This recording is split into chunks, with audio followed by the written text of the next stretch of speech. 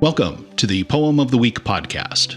My name is Eric Deibler, and I'm the author of all the poems that you will find here on the Poem of the Week. This is the sister podcast to my blog, The Poem of the Week, also found here on Substack.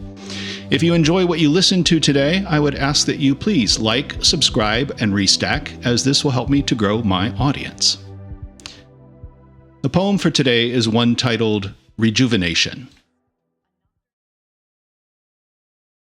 Our vacation started with the news that our friend who'd gone to Sturgis was riding in Wyoming, failed to negotiate a curve, a nice way of saying that he came in too hot.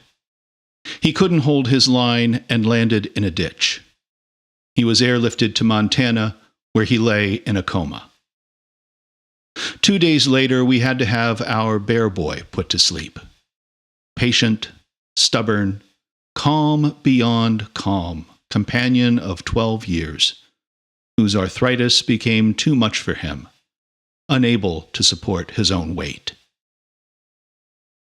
But our daughter had come up from Houston, and her boyfriend, whom we like a great deal. As we prepared to go to our family reunion, I looked forward to getting away from things. The first night there, I awoke at 2 a.m. with a tightness across my chest, like someone had wrapped the upper third of my body with compression bandages.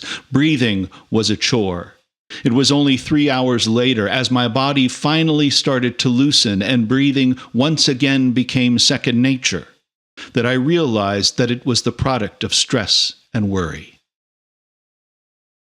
But in the company of family, swaddled in the warmth of the affection we have for one another, bathed in generous amounts of bourbon or gin, sated with food lovingly prepared for all who attended, I began to relax, to rejuvenate, to heal.